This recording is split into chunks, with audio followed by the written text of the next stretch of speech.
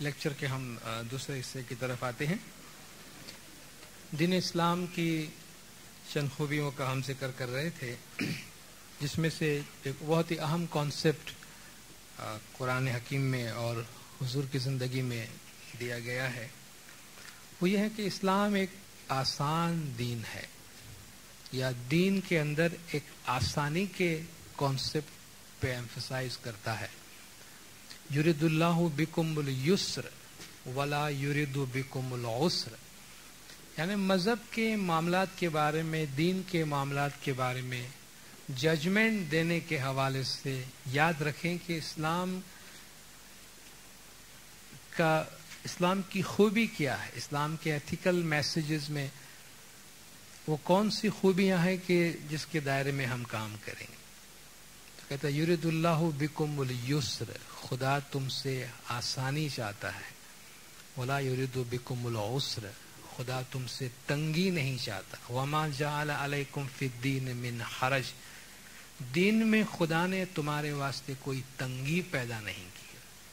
یعنی دینی احکام جو ہے وہ انسانوں کی بھلائی کے لیے اور انسان آسانی سے اس پہ عمل کر سکے، اس کے لیے خدا نے بنائے. یسروا ولا تعسروا، نبی صاحب کی حدیث ہے، آسانی پیدا کرو، مشکلات پیدا نہیں کرو.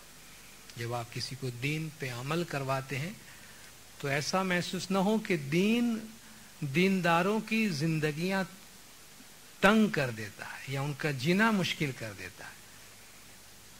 یسروا ولا تعسروا، آسانی پیدا کرو، تنگی پیدا مت کرو. بشروا ولا تنفروا، خوشخبریاں دیا کرو اور نفرتیں مت پھیلایا کرو. یعنی دین کی بات کرو تو ایسا لگے کہ لوگ خوشی خوشی پیار محبت سے اس کی طرف آئے، بجائے کہ گھبرا کے بھاگنے لگے. تو دین اسلام کی خوبیوں میں خدا نے یہ ذکر کیا کہ لا اکراہ فی الدین، دین میں کوئی جبر، کوئی زبردستی نہیں ہے. تو تھوڑا سا ہم اس میں کمپیریزن کر سکتے ہیں کہ اسلام کے ایکچوئل پرنسپلز کیا ہیں، اسلام کے کانسیپٹس کیا ہیں، اسلام کی خوبیاں کیا ہے، اور مسلمان کس طرح ان کو انٹرپریٹ کرتے ہیں. بعض لوگ کہتے ہیں کہ بے واقعی دین تو بڑا آسان ہے، مگر دینداروں نے اسے بڑا مشکل بنا دیا، تو اس میں دین کا کوئی قصور نہیں ہے. خدا کہتا ہے میں نے دین تمہارے واسطے آسان کیا ہے، لیکن اب دین پہ عمل کرنے والے خود ہی اس میں اپنے اپنے قوانین ڈال کر اس کو تنگ کر دے، تو اس میں نہ دین کا قصور ہے، نہ دین بنانے والے کا قصور ہے، دیندار کا اپنا قصور ہے. خدا تو فرماتے ہیں لا اکراہ فی الدین، دین میں کوئی زبردستی نہیں ہے، کوئی جبر نہیں ہے. اسلام کی جو اخلاقی خوبیاں ہیں وہ اتنی ہیں کہ اسے آپ گن نہیں سکتے، بے شمار اور بہت زیادہ. ضرورت اس بات کی ہے کہ ان خوبیوں کو مسلمانان جو ہے اپنے زندگیوں میں اپنائیں. پھر آپ کو باہر جا کر اسلام کا دفاع کرنے کی ضرورت نہیں ہے. اسلام کی تعلیمات کو سمجھانے کے لیے بڑی بڑی کتابیں اور لکھنے اور تقریریں کرنے کی ضرورت نہیں ہے. اگر اسلام کے پرنسپل صرف مسلمانوں کی زندگیوں میں ہی ہو تو وہ خود ان کے لیے ایک بہت اچھی دعوت کا کام دے سکتا ہے. جس طرح مثلا اسلام کے بارے میں اور مسلمانوں کے بارے میں جو غلط فہمیاں ورلڈ کمیونٹی میں موجود ہے وہ ہمیشہ بے بنیاد نہیں ہے. کہ بھئی ایک طرح کی ہمارے اندر ایک فیلنگ ہے کہ بھی سارا زمانہ، ساری دنیا ہماری دشمن ہے، بس ہمارے خلاف ہی بات کر رہے ہیں. حالانکہ ایسا بھی نہیں ہے. شاید ہمارے کچھ ایکشنز، کچھ اعمال ایسے ہیں جو لوگوں کو ایسا سوچنے پر مجبور کرتی. اگر مسلمان سے نہ لڑے، کم سے کم مسلمان کو معاف کر دیا کرے، تو میں سمجھتا ہوں بہت سے مسائل خود بخود حل ہو سکتے ہیں اور آسان ہو سکتے ہیں. تو عفو و درگزر، جب ہم سیرت کی بات کرتے ہیں، جب ہم اسوہ حسنہ نبی صاحب کی زندگی کے بہترین نمونے کی بات کرتے ہیں، اگر وہ بہترین نمونہ مسلمز ایز اے کمیونٹی اپنے اندر اپنا لیں تو اسلام کا ایک بہت اچھا امیج باہر دے سکتے ہیں. اور پھر آپ کو اس کے لیے کہ کوئی کسی میڈیا کا سہارا لینے کی ضرورت نہیں، آپ کا میسج خود بخود دنیا والوں کے آگے پہنچے گا. تو عفو و درگزر ہے، برداشت ہے، رواداری ہے، ٹالرنس. نبی صاحب نے یعنی دنیاوی تکلیفوں کو برداشت کرنا اور دوسروں کے خیالات کو برداشت کرنا، ڈفرینس آف اوپینین کو برداشت کرنا، ڈفرینس آف پریکٹس کو برداشت کرنا، ڈفرینس آف بلیفس کو برداشت کرنا، یہ تعلیمات خود دین اسلام میں ہے اور اسلام کی سویلائزیشن میں یہ تعلیمات موجود رہی ہے. رحم دلی ہے، ایثار ہے، قربانی ہے، آپ جتنے بھی چیزوں میں جانا چاہیں وہ پورا ایک ایتھیکل پرنسپل ہے اگر مسلمان اس پہ عمل کرے. اب ہم ایک اور دائرے کی طرف جاتے ہیں اور وہ ہے اسلام کے ڈائمنشنز. ابھی ہم اسلام اب تک جو ہم بات کر رہے تھے بنیادی طور پر اسلام کی سطح کی بات کر رہے تھے، ایک اسلام کے پلین میں رہ کر، اسلام کی سطح پہ رہ کے ہم بات کر رہے تھے، اور یوں سمجھیے کہ اسلام کے لینڈسکیپ کا ہم دورہ کر رہے تھے اور اس کی وزٹ کر رہے تھے. اب ہم اسلام کو ایز اے سرکل دیکھیں گے اور اس کے سرکل کے جو فردر انر سرکلز ہیں، ڈفرینٹ ڈائمنشنز ہیں، جو ڈفرینٹ اس کے پہلو ہیں، اس کو دیکھیں گے کہ اسلام ایک ایسا دین نہیں ہے کہ اس کی تعلیمات ایسی نہیں ہے کہ جس کو سمجھنے اور ماننے والے سب کے سب ایک ہی سطح پر ہے اور جس کو انٹرپریٹ کرنے والے سب کے سب ایک ہی لیول پر ہے. بس ہم سب یہاں بیٹھے ہیں، سارے دنیا کے مسلمان، جتنا میں اسلام کو سمجھتا ہوں اتنا ہی آپ سمجھتے، اتنا ہی آپ سمجھتے، سارے دنیا کے مسلمان ایک ہی لیول پہ اسلام کو سمجھ رہے ہیں، ایک ہی لیول پہ اسلام پہ عمل کر رہے ہیں اور ایک ہی لیول کے مسلمان ہیں. یہ نہیں ہے، ان کے ڈفرینٹ لیولز آف انڈرسٹینڈنگ ہے، ڈفرینٹ لیولز آف انٹرپریٹیشن ہے، ڈفرینٹ لیولز آف پریکٹس ہے. اس میں کچھ انفارمل ہے اور کچھ فارمل ہے. انفارمل اس لحاظ سے کہ ہر آدمی وداؤٹ اناؤنسنگ اینی تھنگ اپنا اسٹینڈ اناؤنس کیے بغیر اپنی جگہ پہ اپنے لیول پر ہے، اپنے بلیف و پریکٹس کے لحاظ سے. فارمل یہ ہے کہ کچھ ایسے گروپس ہیں، کچھ ایسی جماعتیں ہیں، کچھ ایسے طریقے ہیں جنہوں نے فارملی یہ فارم دیا ہوا ہے کہ ہم اسلام کے انر سرکل والے ہیں، ہم اسلام کے ڈفرینٹ سرکل والے ہیں، ڈفرینٹ ڈائمنشن والے ہیں. تو آپ جس طرح ایک سائیکل کا پہیہ ہوتا ہے، آپ نے دیکھا کہ اس کا ایک آؤٹر ریم ہوتا ہے جو اس کا باہر کا سرکل ہوتا ہے، پھر اس کے کچھ اسپوکس ہوتے ہیں اور درمیان میں اس کا ایک سینٹر ہوتا ہے. تو دین اسلام جو ہے اس کو اس طرح پیش کیا گیا کہ اس کا ایک ظاہر ہے، ایون قرآن شریف کا ایک ظاہر ہے، اس کے کئی باطن ہیں. دیکھیے اگر انٹیلیکٹ کو یوز کرنے کی تعلیم دی گئی ہے اور پاسبلٹی یہ ہو کہ سب کو اتنا ہی سمجھ میں آئے گا کہ جتنا ہے اور سب کو ایک ہی لیول پہ سمجھ آنا ہے، تو پھر وہی بات آتی ہے کہ پھر انٹیلیکٹ کو بتانے کی ضرورت کیا. پھر قرآن یا اسلام ان لوگوں کو دینے کی کیا ضرورت جو اپنے سمجھ کے لحاظ سے ڈفرینٹ لیولز کے ہیں، جو اپنی کیپیسٹی کے لحاظ سے ڈفرینٹ لیولز کے ہیں، جو اپنے انٹلیکچوئل لیولز کے لحاظ سے ڈفرینٹ ہے. تو اگر ہر انسان اپنے انٹلیکچوئل کیپیسٹی کے لحاظ سے ڈفرینٹ ہے تو وہ اللہ کے میسج کو ڈفرینٹلی اپنے اپنے لیول پہ سمجھے گا، اور اگر اپنے لیول پہ سمجھتا ہے تو اپنے لیول پہ انٹرپریٹ کرے گا، اپنے لیول پہ جب انٹرپریٹ کرے گا تو اپنے لیول پہ اس کو پریکٹس کرے گا. تو یہ گنجائش اس کے اندر موجود ہے، اسلام کی تعلیمات کے اندر موجود ہے کہ جہاں خود خدا نے یہ فرمایا کہ تم اپنے کام کیے جاؤ، لکل جعلنا منکم شرعۃ و منہاجا، تم میں سے ہر ایک کے لیے ہم نے ایک شریعت اور راستے بنا کے رکھے ہیں، تو ہر ایک اپنے اپنے راستے پہ عمل کرتا ہے.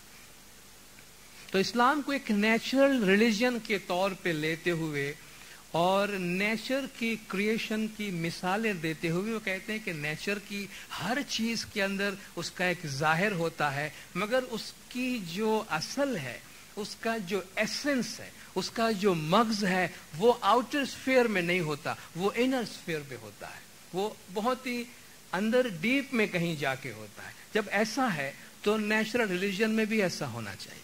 مثلا کہتے بادام ہے یا اخروٹ ہے تو اخروٹ کا سارا حصہ کھانے کا نہیں ہوتا کا، جو چیز آپ کو نظر آتی ہے، جو آپ کے ہاتھ میں باہر ہے، وہ تو پھینک دینے کی ہے اور وہ بہت ہارڈ ہے. کہتے اس کو آپ کریک کرتے ہیں، آپ اس کے آؤٹر اسفیئر کو صرف پروٹیکشن کے واسطے رکھا گیا ہے کہتے ہیں بادام اخروٹ کا جو مغز ہے اتنا پریشس ہے، اس لیے اس کو پروٹیکٹ کرنے کے واسطے بھی اس کا جو شیل ہے اتنا اسٹرانگ رکھا گیا ہے کہ آپ اس کو پہلے توڑتے ہیں، بڑی محنت کر کے باہر کا حصہ توڑ کے آپ اس کو پھینک دیتے ہیں، اندر کی چیز آپ کھاتے ہیں۔ پھل کو آپ لیتے ہیں، چھلکا پھینک دیتے ہیں، آپ اندر کا حصہ کھاتے ہیں۔ انسان کو لیتے ہیں، آپ کہتے ہیں اس کی باڈی فانی ہے، آپ اس کو سگنیفیکنس دیتے ہیں، اس کے اسپرٹ کو، اس کی سول کو۔ آپ لینگویج اٹھاتے ہیں، آپ الفاظ پڑھتے ہیں، آپ الفاظ کو چھوڑ دیتے ہیں، میننگ پہ جاتے ہیں۔ اس طرح کہتے ہیں آپ قرآن کو پڑھتے ہیں، ظاہر پہ مت جائیں، میننگ پہ جائیں۔ تو ایک تھاٹ ڈیولپ ہوا، یہ بعد میں نہیں، حضور کے زمانے میں بھی ہوا اور بعد میں بھی ہوا، یہ پورا ڈیولپمنٹ کا حصہ ہے۔ ہر چیز راتوں رات نہیں ہو جاتی، ہر چیز 23 سال میں مکمل نہیں ہو جاتی۔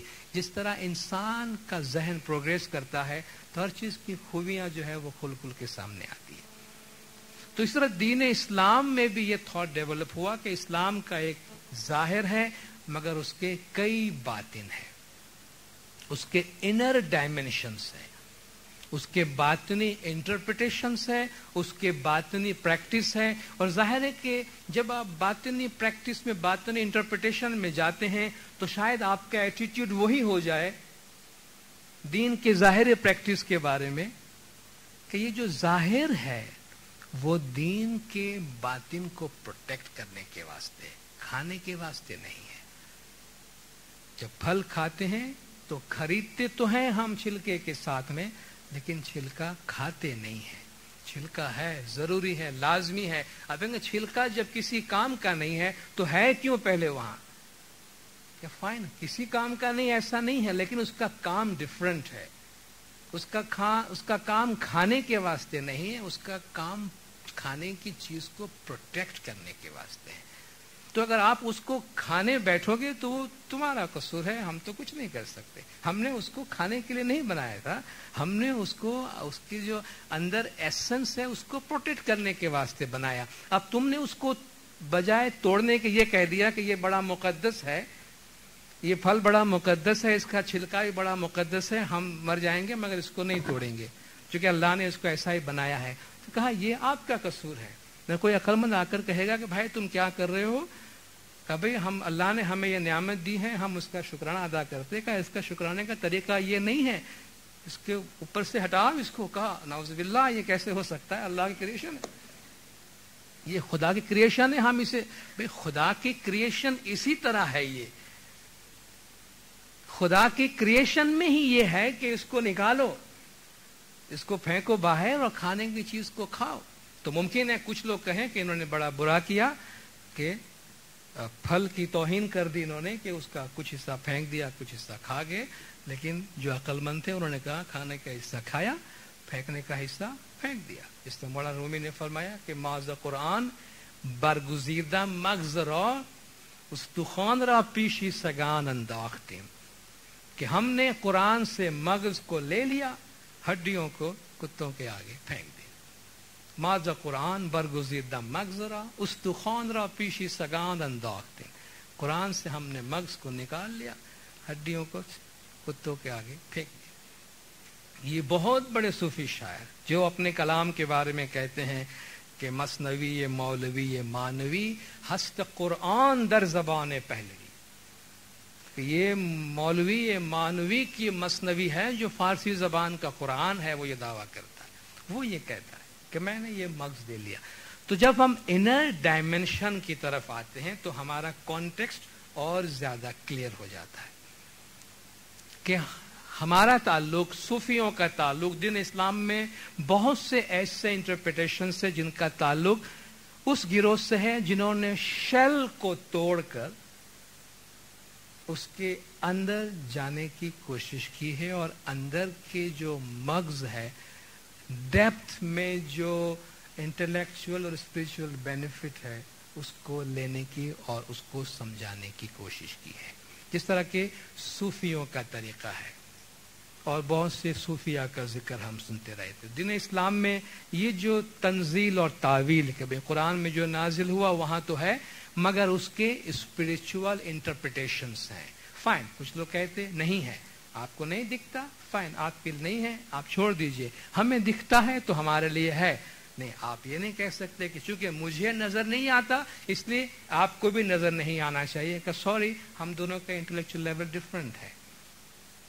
اگر میری آئی سائٹ کمزور ہے، مجھے کوئی چیز نظر نہیں آتی، تو اس کا یہ مطلب نہیں ہے کہ وہ چیز وہاں نہیں ہے، اور اگر ہے تب بھی آپ کو نظر نہیں آنی چاہیے کیونکہ مجھے نظر نہیں آتی. آپ بہت احترام سے مجھے کہیں گے کہ بھئی تو ظاہر ہے کہ آپ نے چشمہ لگایا ہوا ہے تو آپ کو تو اتنی دور کی نظر آتی نہیں ہوگی، تو ہمیں تو نظر آتی، ہمیں تو آپ دیکھنے دیں.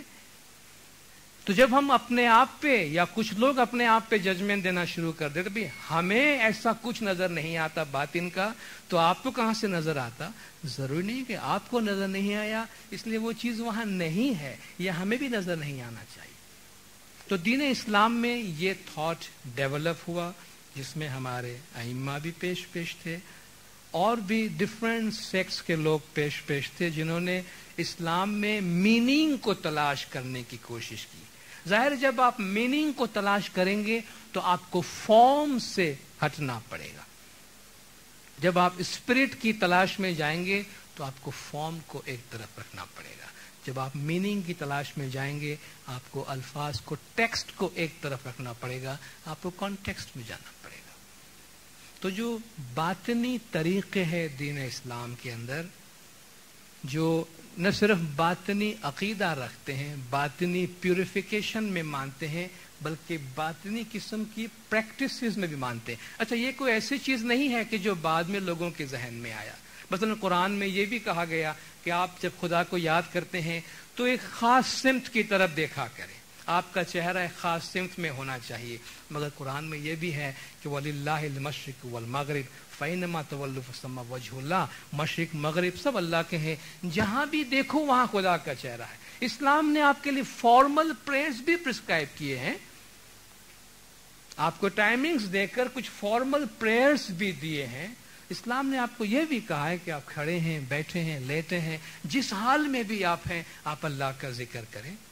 اس میں کانٹراڈکشن نہیں ہے، اس میں لیول آف کمپیٹنس ہے، ایبلٹی، کون کتنا کر سکتا ہے، کون کس لیول پر ہے. تو ایک دفعہ اگر ہم انر سرکل میں داخل ہو جاتے ہیں تو ہم ایک بالکل ڈفرینٹ ورلڈ میں آتے ہیں، اور اس کی جو سیر ہے وہ آپ جتنے بھی ہماری باطنی انٹرپریٹیشن والے جتنے بھی طریقے ہیں، خاص طور پر صوفیہ کا طریقہ ہے، اسماعیلیوں کا طریقہ، ان کا لٹریچر ہے، باطنی لٹریچر ہے، اس میں جب ہم سیر کرتے ہیں تو ہم ایک ڈفرینٹ ڈائمنشن اور ڈفرینٹ لیول پہ آتے ہیں. ایک اور اسپیکٹ ہم دیکھتے ہیں وہ دین اور مذہب کا. دین کا ذکر ہم نے پہلے کیا. دین وہ ہے جو اللہ نازل کرتا ہے، مذہب وہ ہے جو انسان بناتا ہے. جب پریکٹس کے فارمز بن جاتے ہیں زمانے کے مطابق، حالات کے مطابق، جغرافیکل کانٹیکسٹ کے مطابق، تو وہ مذہب ہوتا ہے. دین جو ہے وہ مجرد ہے، دین ایبسٹریکٹ ہے. مذہب جو ہے وہ ویزیبل ہے. دین فار ایگزامپل عبادت ہے، دین عبادت ہے، فرمان برداری ہے، تابع داری ہے، عبودیت ہے. اس کا کوئی فارم نہیں ہے. آپ خدا سے اپنی عبادت، اپنے بندے ہونے کا اظہار کریں، لیکن جب آپ اظہار کا ایک فارم بناتے ہیں، جب اظہار کے لیے آپ کوئی میتھڈ اپناتے، جو ہم میتھڈ میں پہلے بات کی ہے نا کہ میتھڈ کے مینس میں فرق ہوتا ہے. جب ہمیں ایک میتھڈ دیا گیا، بھئی آپ جب اپنا سر جھکائیں گے کسی پرٹیکولر انداز میں تو یہ آپ کی عبادت ہے. کوئی ہندو ہے مورتی کے سامنے جا کے اپنا ہاتھ اٹھا کے اور نمسکار کر کے آتا ہے، یہ اس کا فارم ہے، یہ اس کا میتھڈ ہے. یہ اس کے مینس میں فرق ہے. اس میں جو چیز کہی گئی ہے، جو بات، اس میں دین کے لحاظ سے کوئی فرق نہیں. اس میں جو دین کا ایک ایبسٹریکٹ آئیڈیا ہے کہ بندہ خدا کے سامنے اپنے بندے ہونے کا اظہار کرے، وہ کرتا ہے. لیکن جب اس کو فارم میں لاتا ہے، مذہب کی صورت دیتا ہے، تو وہ مشہود ہو جاتا ہے، نظر آنے لگتا ہے. اور جو مذہب ہے، مذہب وقت کے ساتھ ساتھ اپنے اندر تبدیلی لاتا ہے. تو وہ مذہب کیا ہے؟ مذہب دین کا فارم ہے، دین کی باڈی ہے. اور یہ سب سے بڑا نقطہ ہے مذہب میں چینج کے بارے میں. نارملی ہم دین اور مذہب کو انٹرچینجبلی یوز کرتے رہتے ہیں اور لینگویج کے حساب سے ہم بات کرتے ہیں، مگر یہاں ہم کہہ سکتے ہیں کہ ہم روح اور جسم کی بات کرتے ہیں، یا مذہب کا پیغام، مذہب کا میسج اور اس کو عملی جامہ پہنانے کی جو صورت ہے اس کی بات کرتے ہیں. تو مذہب میں جو اس کی جو میننگ ہے، جو ایسنس ہے، وہ نہیں بدلتا، مگر اس کو عمل میں لانے کا جو فارم ہے. ظاہر ہے آپ کو ایک فارم دیا جاتا ہے، پرٹیکولر ٹائم میں، پرٹیکولر کانٹیکسٹ میں، پرٹیکولر ایریا میں دیا جاتا ہے، اور اس فارم میں آپ کے اپنے کلچر کا بڑا دخل ہوتا ہے. جہاں یہ پیغام دیا گیا، جن لوگوں کو دیا گیا، ان کو اپنے فارم کو اپنانے کا کون سا طریقہ سوٹیبل ہے وہ ان کو دیا گیا. لیکن اگر یہ میسج وہاں سے اٹھا کر کسی اور کمیونٹی میں لے جایا گیا جہاں پریئر کا فارم ڈفرینٹ ہے، جہاں سوچ ڈفرینٹ ہے، جہاں سمبولک لینگویج ڈفرینٹ ہے، تو ممکن ہے یہی میسج ڈفرینٹ فارم میں دیا جائے کہ آپ اس طریقے کا اظہار کر لیں تو وہ ویسا ہی ہوگا جیسا اس طریقے کے لوگ اظہار کرتے ہیں. مقصد عبادت کا اظہار ہے. تو اس میں لوگوں کے اپنے لینگویج کا، اپنے ایریا کا، جغرافیکل کانٹیکسٹ کا، ثقافت کا بڑا دخل ہوتا ہے. تو جو مذہب ہے، دین کی جو باڈی ہے، اپنا ایکسپریشن کا جو طریقہ ہے، اس میں وقت کے مطابق تبدیلیاں ہو سکتی ہیں، اور اس میں ضرورت پڑے تو وقت کے مطابق تبدیلی کی جانی چاہیے تاکہ مذہب پہ عمل کرنے کا انداز ہمیشہ تازہ رہے. اگر اسلام انٹلیکچوئل ریلیجن ہے، اگر اسلام ایک نیچرل ریلیجن ہے، نیچر میں اور انٹلیکٹ میں گروتھ ہے، سرچ ہے اور گروتھ ہے، اس میں پروگریس ہے، اس میں چینج ہے، اس میں نئی سے نئی چیز دریافت ہوتی ہے، نئے سے نئے راستے پہ آپ جاتے ہیں. تو ظاہر ہے کہ آپ کے جو مینز ہیں، جو ایکسپریشن ہے، وہ بھی ان نئے سے نئے راستوں کے ساتھ چلنے کے لیے کمپیٹیبل ہونا چاہیے. ورنہ اگر ہمارا ایک حصہ ماضی کا ہے اور ایک حصہ ہمارا حال کا ہے تو بار بار یوں سمجھیں دو آدمی چل رہے ہیں، ایک اپنی جگہ سے ہل نہیں رہا ہے اور دوسرا انٹلیکچوئل سرچ میں آگے سے آگے جا رہا ہے، تو وہ پریشان ہے کہ ہر قدم اٹھاتے پیچھے دیکھ رہا ہے کہ وہ کہاں رہ گیا. تو وہ انٹلیکٹ آگے جا رہا ہے اور دین کو پیچھے ڈھونڈ رہا ہے، مذہب کو، کہ وہ کہاں رہ گیا میرے ساتھ جو چل رہا تھا. تو وہ اپنے آپ کو ٹائم کے ساتھ، پروگریس کے ساتھ، سرچ کے ساتھ، چینج کے ساتھ ایڈجسٹ نہیں کر پایا ہے. آج مسلمانوں کے پاس سب سے بڑا سوال کیا ہے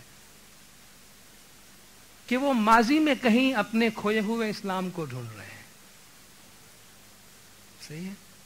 بار بار جو ہم پلٹ کے ماضی کی طرف دیکھ رہے ہیں، ہم یہی سمجھ رہے ہیں کہ ہم نے کسی گولڈن ایج میں ہمارا دین گنوا دیا یا پیچھے چھوڑ دیا ہے، جس کو آج ہم ڈھونڈ رہے ہیں. اس لیے ہر ایک دوسرے کی زندگی پر اسلام کو نافذ کرنے کی اور سختی سے عمل کرنے کی تاکید کر رہے ہیں. حالانکہ ایسی کوئی چیز نہیں. اسلام ہمارا محتاج نہیں ہے کہ ہم اس سے کھینچ کے ہمارے ساتھ چلنے پہ مجبور کریں، بلکہ ہم اسلام کے محتاج ہیں. ہم اسلام کی ڈائنامزم کے محتاج. اسلام ہم سے ایک قدم آگے چلتا ہے اور ہمیں کہتا ہے آؤ میں تمہارے لیے راہ ہموار کرتا ہوں. لیکن ہمیشہ اسلام اور مسلم کو آپس میں مکس اپ نہیں کرنا چاہیے. ضروری نہیں ہے کہ مسلم جس طرح نظر آتے ہیں اسی پر ہم اسلام کے لیے کوئی فیصلہ نافذ کر دیں.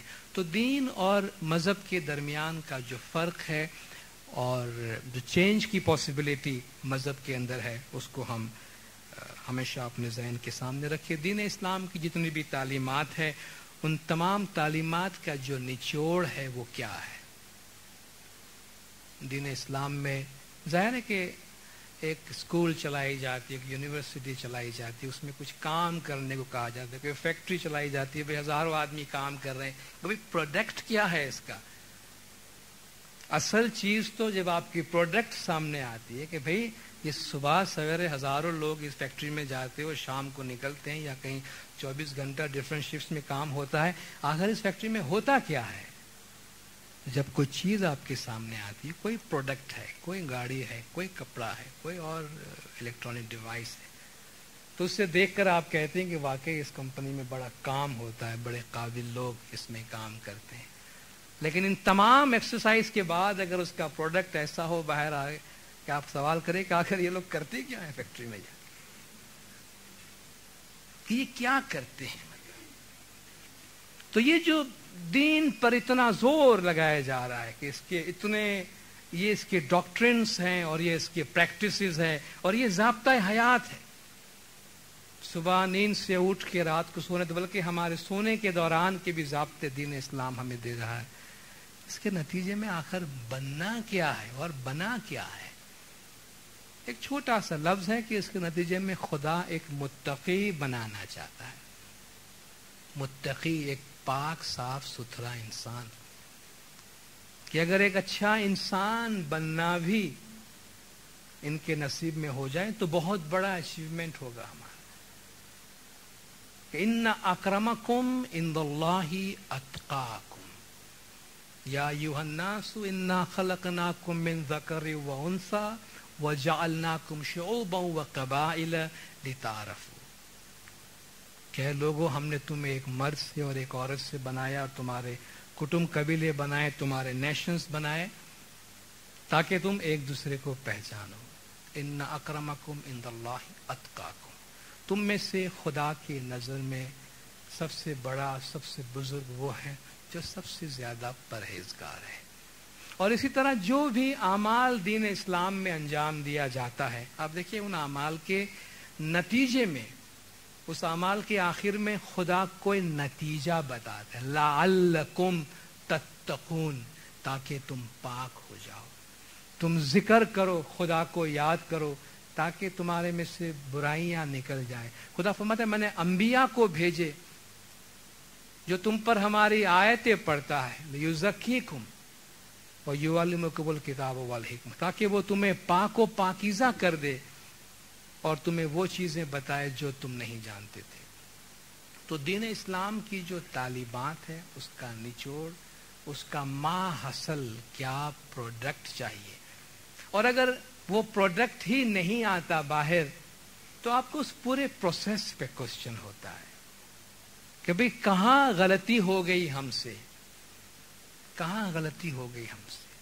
آج ہم دین اسلام ہمارے پاس ہے، ہم سارے دنیا کے مسلمان اس پہ عمل کر رہے ہیں، اور کیا پروڈکٹ آنا چاہیے وہ بھی ہم کو بتا دیا گیا ہے، اور کیا پروڈکٹ آیا ہے اور کیا آ رہا ہے وہ بھی ہمارے سامنے ہے. اب یہ ہم پر ہے کہ ہم شکر کریں خدا کا کہ ہمیں یہ پروڈکٹ ملا ہے، یا ہم کوشچن کریں کہ ہمیں کہیں کوئی پرابلم ہے، اس قسم کے پروڈکٹس کیوں باہر آ رہے ہیں. تو آپ اس کو فالٹ کو ڈیٹیکٹ کرنے کی کوشش کرتے. ہم ججمنٹل نہیں بن رہے، ہم آبزرو کر رہے ہیں چیزوں. بھئی چیز مارکیٹ میں چیزیں ہمارے سامنے، کسٹمرز خود آپ کو آ کے بتا دیں گے کہ آپ کا سیل کتنا ہے، ایکسیپٹیبلٹی کتنی ہے آپ کی مارکیٹ کے اندر. تو وہ جو ظاہر ہے کہ جب خدا کی مرضی کے مطابق کوئی متقی بندہ اگر مارکیٹ میں آ جاتا ہے تو واقعی اس کو دیکھ کر جس فیکٹری سے وہ آیا ہوگا اس کی واقعی لوگوں کے ذہنوں میں قدر ہوگی.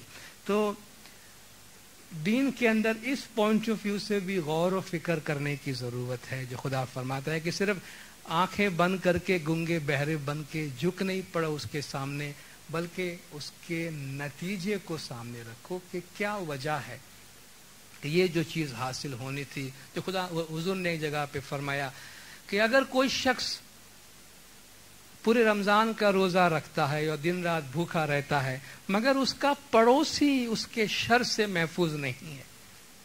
یہ حدیث ہے، آپ ہر رمضان میں خاص طور پہ سنتے ہوں گے کہ اگر ایک شخص پورا مہینہ روزہ رکھتا ہے مگر اس کا پڑوسی اس کے شر سے محفوظ نہیں ہے تو خدا کو اس کے بھوکے اور پیاسے رہنے میں کوئی انٹرسٹ نہیں. تو خدا کو اس کے بھوکے پیاسے رہنے میں کوئی دلچسپی نہیں ہے. تو جو ایمفسس ہے وہ ریزلٹ پہ ہے، وہ پروڈکٹ پہ ہے. تو نتیجہ کیا نکل رہا ہے دین اسلام کی تمام خوبیوں کا ذکر کرتے ہوئے وہ ہمارے سامنے ہے اور ہمارے لیے لمحہ فکریہ بھی ہے. ایک دو قدم اور آگے چلتے ہیں اور اپنی باتیں میں پھر ختم کروں گا. اسلام میں اسلام کی سمجھ میں بہت ضروری ہے جب ہم اپنے کانٹیکسٹ میں بات کرتے ہیں, دو میجر ڈویژنز ہیں, اہل سنت والجماعت اور اہل شیعہ. اہل سنت قرآن اور حضور کی سنت کو دین اسلام پہ عمل کرنے کی بنیاد مانتے ہیں. اہل شیعہ وہ ہے جو حضور کے بعد مولا علی علیہ السلام کی امامت کو ایکسپٹ کرتے ہیں. اچھا, اور امامت کا جو ایکسپٹنس ہے, امامت کو قبول کرنا کسی شخص کو ایکسپٹ کرنے کی بات نہیں ہے, یہ کانسیپٹ ہے, یہ پورا پیکیج ہے. جب آپ امامت میں مانتے ہیں تو اس امام کے ساتھ فردر کیا کیا ایکسپٹ کرتے ہیں آپ. فرسٹ آف آل امامت کی آپ کو ضرورت کیا ہے, اور جب امام آپ کے ساتھ ہے تو آپ کے لیے کیا فرق پڑنے والا ہے. بھئی اگر میں اہل سنت والجماعت ہوں, میرے پاس امام نہیں ہے, اور میں اہل شیعہ ہوں, میرے پاس امام ہے, اور ہم دونوں ایک ہی لیول پہ چل رہے ہیں, تو امام کو ماننے کا مجھ میں فرق کیا آنا ہے. ہم میں کوئی فرق نہیں ہے. تو وہ جس بنیاد کے تحت میں نے امامت کو قبول کیا ہے, اس کی کیا وجہ تھی. امامت کو ایکسپٹ کرنے کے ساتھ ایک پورا پیکیج آپ لیتے ہیں, وہ یہ کہ دین اسلام کی انٹرپریٹیشن کی اتھارٹی, ریلیجیس اتھارٹی آپ کے امام کے پاس ہے, کہ وقت گزرنے کے ساتھ ساتھ دین مذہب کی تشریح اور اس پہ عمل کرنے کا طریقہ آپ کا امام آپ کو بتائے گا. تو ظاہر ہے کہ اس کا مطلب یہ ہوا کہ آپ کے مذہب کی وہ صورت بنے گی جو وقت گزرنے کے ساتھ ساتھ امام بتائے گا. تو جن لوگوں کے پاس یہ اتھارٹی موجود نہیں ہے, انہیں اپنے مذہب پہ عمل کرنے کے دوران اس کے فارمز میں ایڈجسٹ کرنے میں تکلیف ہو رہی ہے, کیونکہ ان کے پاس میکینزم نہیں ہے. ضرورت سب کو محسوس ہو رہی ہے, نیڈ سب کے پاس ہے. سب کہتے ہیں اجتہاد ہونا چاہیے, سب کہہ رہے ہیں ری تھنک ہونی چاہیے, سب کہہ رہے ہیں ماڈرن سولوشن ہونا چاہیے, مگر کون دے گا؟ کوئی ایسی اتھارٹی نہیں ہے جسے سارا امہ ایکسپٹ کر لے. لیکن ان لوگوں کے پاس جن کے پاس امام کی اتھارٹی کا کانسیپٹ ہے, جو حاضر امام کو مانتے اور امام کو ایز ریلیجیس اتھارٹی ایکسپٹ کرتے ہیں, ان کے لیے یہ پرابلم نہیں ہے, کیونکہ وہ امام سے آنے والی ہر چیز کو امام کی اتھارٹی کے ساتھ قبول کریں گے. ظاہر ہے جب قبول کریں گے تو ان کے مذہب کے پریکٹس کے فارم میں چینجز آئے گی, اور یہ وقت گزرنے کے ساتھ ساتھ چینجز جو ہے وہ بڑھتی جائے گی اور بڑھتی گئی ہے.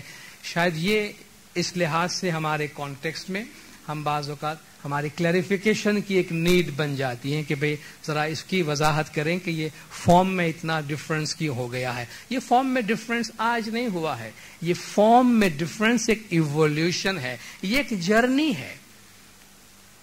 اس جگہ سے چلیں کہ جہاں سے ہم نے ڈفرنٹ راستے اپنائے تھے, تو جس راستے پہ ہم چلے ہیں اس میں یہ چیزیں سامنے آتی ہیں, جس راستے پہ ہمارا بھائی چلا ہے یا ہمارے دوست چلے ہیں اس میں یہ چیزیں آتی ہیں جو ان کے پاس ہے. تو اور پھر ہم اس وقت آپس میں بیٹھ کر یار تم کیوں ایسے ہو گئے اور تم کیوں ایسے ہو گئے کہنے سے تو یہ بات نہیں بنے گی کہ بھئی ہم ایسے اس لیے ہیں کہ ہم اس روڈ سے آ رہے ہیں, آپ ایسے اس لیے ہیں کہ آپ اس روڈ سے آ رہے ہیں, چلیے چلتے ہیں واپس, کہاں کہاں کیا کچھ ہم دیکھ کر آئے پتا چلے گا. تو اصل جو اس کا روٹ کاز ہے وہ کافی پیچھے ہے, اور امام نے اس کو irreversible historical fact کا نام دیا ہے. ایک ایسی تاریخی حقیقت جسے آپ واپس ماضی میں نہیں لے جا سکتے, جسے آپ پیچھے نہیں لے جا سکتے, یہ آگے جانے والی چیز ہے. تو اس کا مطلب یہ ہے اس کو ایکسپٹ کیا جانا چاہیے, اور جتنی جلد اس چینج تبدیلی کو اور اس ڈائیورسٹی کو ایکسپٹ کیا جائے اتنا زیادہ امت مسلمہ کے لیے اچھا ہے. کہ سب سے پہلے اپنے انٹرنل پرابلمز جو ہے ان کو وہ سالو کرنے میں کامیاب ہو جائے, پھر وہ ایکسٹرنل تھریٹ کی طرف نگاہ کریں. کہ آج کوئی بھی یہ نہیں کہہ سکتا کہ بھئی 1400 برس سے یہ ایک فنڈامنٹل مسٹیک ہو گئی, اس کو آپ کریکٹ کریں. یہ irreversible ہے, اس کو آپ واپس نہیں لے جا سکتے ہیں ماضی میں, اس کو آپ ماضی میں واپس نہیں لے جا سکتے, اس سے مستقبل میں ہی جانا ہے. تو ہمارے پاس کوئی چوائس نہیں ہے. ہمارے پاس صرف ایک ہی چوائس ہے کہ ایک دوسرے کو ایکسپٹ کیا جائے اور ایک دوسرے کو اپریشیٹ کیا جائے، پھر ہم دوسرے چیزوں کی طرف دھیان دے سکتے ہیں. تو ہمارے طریقے کے حوالے سے اور کانسیپٹ آف امامت کے حوالے سے ہم اپنے نظریوں اور اپنے انٹرپریٹیشن کو سمجھنے کی کوشش کریں، مگر ہمیشہ ایک چیز کو ہم ذہن میں رکھیں، کبھی بھی ججمنٹل نہ بنے. آبزرور بننا زیادہ اچھا ہے بجائے کہ ہم جج میں. آبزرو کرے چیزوں کو، ہسٹوریکل کانٹیکسٹ میں لا کے ڈسکرائب کرے اس کو، مگر ججمنٹ نہ دے. رائٹ رانگ کا ججمنٹ نہ دے. ایکسپٹینس آف اور ایکسپٹینس آف ریجیکشن کی بات نہ کرے کہ اس کو ہم رد کرتے ہیں اور اس کو ہم قبول کرتے ہیں. This is how we have developed. یہ تاریخ ہے، تاریخ کی روانی ہے. شاید میرا آپ کا کسی کا بھی چوائس نہیں ہے کہ جہاں اس وقت ہم آئے ہیں. ہم میں سے کس کا چوائس ہے کہ ہم یہاں پر ہیں جہاں کہ اس وقت ہم ہیں؟ کسی کا چوائس. ہمارے پیرنٹس کا چوائس ہوگا، ہمارا نہیں. ہمارا کسی کا چوائس نہیں. یہ this is how we have developed. یہ ایک بہاؤ ہے جس میں ہم سب چل کے آئے ہیں، اور یہاں آ کر ہم اپنا ویژن کو اتنا نیرو کہیں ہم رائٹ ہے، یہ رانگ ہے. یہ مذہب کے حوالے سے بہت زیادہ انسان کی تھنکنگ کو محدود کر دیتا ہے. اپنے طریقے کو سمجھے، سنبھالے، عمل کرے، دوسروں کو اپریشیٹ کرے، ڈفرینس کو اپریشیٹ کرے، اور کسی کو بھی ریجیکٹ کرنے کی یا کسی کو بھی رد کرنے کی یا کسی کے بارے میں یہ فیصلہ دینے کی کہ یہ صحیح نہیں ہے اور غلط ہے، بجائے اس قسم کے ججمنٹ دینے کے ہم ڈفرینٹ ہیں. وی آر امام we are born with differences and we should learn to live with our difference. یہ بہت شاندار لیسن ہے اگر یہ ہم سیکھ سکے اپنے اندر، اور یہ فکر نہ کریں کہ لوگوں کی ہمارے بارے میں کیا رائے ہے اور کیا ریپوٹیشن ہے. اسی کے ساتھ میں اپنی بات بند کروں گا. پھر ہم کوسچنز کی طرف آتے ہیں کہ لوگ ہم سے یہ سوال کرتے ہیں اور لوگ ہمارے بارے میں یہ خلاصہ چاہتے ہیں. دیکھیں ہم ڈفرینٹ ہیں، اپنے اندر یہ اریٹیشن نہ پیدا کریں کہ بھئی یہ کیوں لوگ ہمیں بار بار دیکھتے ہیں اور بار بار پوچھتے ہیں کہ آپ اتنے کیوں بدل گئے، آپ اتنے کیوں چینج ہو گئے. دیکھیں ہم بدل گئے ہیں، اس میں کوئی شک نہیں. وی آر ڈفرینٹ، اور جب ہم ڈفرینٹ ہیں تو ڈفرینٹ نظر آتے ہیں. جب ڈفرینٹ نظر آتے ہیں تو لوگ ہم سے پوچھتے ہیں، اور ہمیں اس قابل ہونا چاہیے کہ ہم پہلے خود کو سمجھیں کہ ہم کیوں ڈفرینٹ ہیں، اور اگر کہیں گنجائش بنتی ہے، سامنے والا اگر سمجھ سکتا ہے ہماری بات تو ہم اس کو سمجھانے کی کوشش کریں. مگر کبھی بھی ریپوٹیشن پہ مت جائیے. Concentrate on your character rather than the reputation. بہت اچھی بات کہی ہے کس نے. کیریکٹر ہمارا اپنا ہوتا ہے، ریپوٹیشن دوسروں کا خیال ہمارے بارے میں ہوتا ہے. ہماری فکر یہ ہوتی ہے کہ یار میرا ریپوٹیشن بہت خراب ہو رہا ہے. ہم اپنے ریپوٹیشن بنانے کا ٹھیکہ نہیں رکھے. What is reputation? وہ میرے بارے میں کیا سوچ رہا ہے، یہ میرا ریپوٹیشن یہی ہے نا. اب وہ میرے بارے میں کیا سوچے، وہ میں کیسے کہہ سکتا ہوں اس کو کیا سوچنا چاہیے اس کو. آپ 20 آدمی میرے بارے میں کیا سوچ رہے ہیں، وہ میرا ریپوٹیشن ہے. اب یہ میرے ہاتھ میں تو نہیں ہے کہ آپ میرے بارے میں کیا سوچیں. ایک اچھے انسان کا بہت برا ریپوٹیشن ہو سکتا ہے، اور ایک بہت برے انسان کا اچھا ریپوٹیشن ہو سکتا ہے. کیریکٹر وہ ہے جو ہم ہیں. کیریکٹر وہ ہے جو ہم ہیں. ہمارا انر اسٹرینتھ ہے، ہماری انر سیکیورٹی ہے. ریپوٹیشن جو ہے وہ ہماری آؤٹر سیکیورٹی ہے جو ہم لوگوں سے لینا چاہتے ہیں. ہم لوگوں کے محتاج ہوتے ہیں، لوگوں سے بھیک مانگتے ہیں کہ خدارا میرے بارے میں اچھا سوچو، میں بہت اچھا آدمی. یہ ریپوٹیشن بنانے والے کی حالت ہے. جو اپنے ریپوٹیشن بنانے کی فکر کرتا ہے وہ جھولی پھیلائے پھرتا ہے لوگوں کا، خدارا میرے بارے میں اچھا سوچو، اور وہ چاہتے کہ چلو اس کو ہم تنگ کرتے ہیں، کبھی اچھا نہیں سوچیں گے اس کے بارے میں. So don't go after reputation. Take care of your character. ہم کیا ہیں؟ ہم اپنے اعمال سے مطمئن ہیں. اگر ہم اپنے اعمال سے مطمئن ہیں، ہمیں کوئی فکر نہیں ہے کہ ہمارا ریپوٹیشن کیا ہے. وہ ان کا مسئلہ ہے. ہمارے بارے میں جو کوسچنس ہیں وہ ہمارے ذہن میں تو نہیں ہے. اگر ہمارے ذہن میں ہے تو ہم اس کو آنسر کریں. ان کے ذہن میں ہے تو ان کا مسئلہ ہے. فائن, ہم کوشش کرتے ہیں, شاید ان کو نہ سمجھ میں آئے تو ہم کچھ بھی نہیں کرتے. دس از دیئر پرابلم. اسماعیلیوں کے بارے میں بڑے سوالات پوچھے جاتے ہیں. This is there problem. یہ ان کے مسائل ہے. یہ ریپوٹیشن کی بات ہے, کیریکٹر کی بات نہیں ہے. ہم اپنے کیریکٹر کو اسٹرانگ رکھیں کہ ہم اپنے مذہب کو اپنی سمجھ کے مطابق عمل کرتے ہیں یا نہیں. ریپوٹیشن ٹائم کے مطابق ایڈجسٹ ہوتا جائے گا, اور کوئی بھی ریپوٹیشن نہ راتوں رات بنتا ہے نہ راتوں رات بگڑتا ہے. اس میں پوری ہسٹری لگتی ہے, اس لیے اس کی فکر نہ کریں.